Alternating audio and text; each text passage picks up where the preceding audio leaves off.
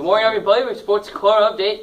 I'm Joe Kraus. The NT Baseball squad continues their postseason journey today. It's Barkey Adams Field beginning at 5 p.m. as they take on the Kent East Bulldogs in the Class A1 semifinals. Lumberjacks won the sectional title 3 times, the AA title in 1950, and the Class A titles in both 1994 and 2003. On that 03 squad was Ricky Brooks, who was later drafted by the Chicago White Sox and was last seen playing minor league ball in Colorado back in 2012. Ready to lead the charge today, however, is Victor Wilson. The junior is coming into today's game with a .361 batting average and 13 RBIs. Jason Rickhow will take the mound today, coming into the postseason with a 4.85 ERA and 9 strikeouts in 17 and a third innings. If NT wins today, the Lumberjacks will play for the A1 title on Saturday at Niagara Falls and will face the winner of the Hamburg-Will East matchup. We'll have a full recap coming up tomorrow. Also, the Canisius Baseball squad will be facing the 8th best team in the country on Friday, Missouri State, in the NCAA tournament beginning at 6 p.m. tomorrow. The Griffs clinched their second Metro Atlantic Conference title in the past 3 years with their victory over Siena on Saturday, 11-2. Familiar face for the Griffs is former Lumberjack Jesse Puschek, who is coming in to the postseason hot with a .299 batting average and 35 ribbies. We'll have a full recap coming up on Monday. Our guest this morning will be a Wagner Seahawk beginning on June 30th around 1 in the afternoon. We'll leave North Tonawanda as the school's all-time passing yards leader on the gridiron and as a top 10 scorer and top 5 rebounder on the hardwood, in addition to making the most appearances on the show. Please welcome, everybody, Chris Woodard.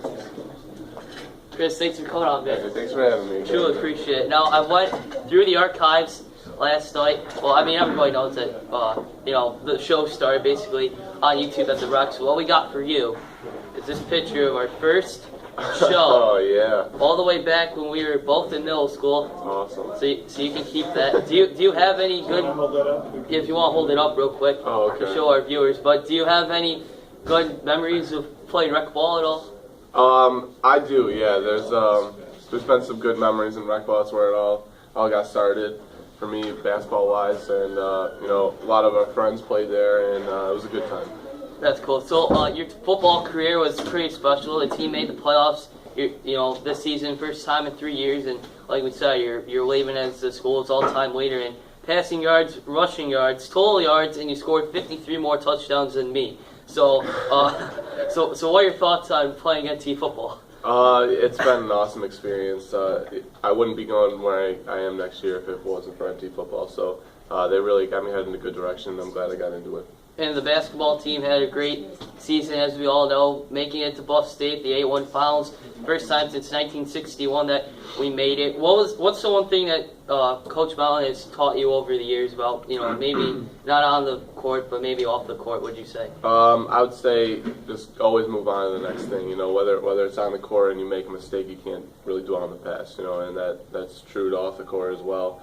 Not everything is going to go right, so you just got to keep moving forward. That was our 5-minute bell reminder. Today is the day too. Now, a lot of schools were, wanted you.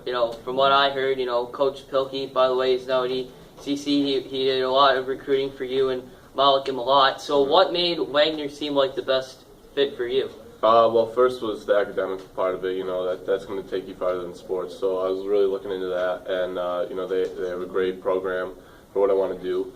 And then was the coaching staff. They're very young and enthusiastic, and I really liked that, and they really got into you when you first got there, and so that was cool. And then obviously location in New York City is very prime, so looking forward to it. When the Seahawks sat down with you and asked you what can you bring to the table, what did you tell them? That actually did happen at the visit, so it's kind of funny that you say that, but I just told them that I'll go hard on every single play, and I'll go 100%. And, I think that's what coaches want to hear, and then that's what I'll do. So it worked out. That's cool. And now that, we can now officially say that your career for the Lumberjacks is over because you came on the show. How do you want NTHS to remember you, and do you have anything you'd like to say to those that have been following you since day one? I'd like to be remembered for my hard work, but at the end of the day, you can't really control what people think about you, so you can't really let that get to you that much. But, just to you, Joe, thank you for following me so long, and it's really been an honor for me to be a part of the beginning of such a bright future for you, and if you keep this up, you'll be going places. And same to you, Wood. at Wagner. I know you say that you're going for bioengineering, but we all know it's just a cover for the NFL draft. I'd bet in 5 years you're going to be with the Buffalo Bills. But but best of luck to you at Wagner and down the road. Yeah, and, you too. We'll see you. We'll see you down the road. A couple of last notes here. The Warriors and Cavs begin the NBA Finals on June 4th.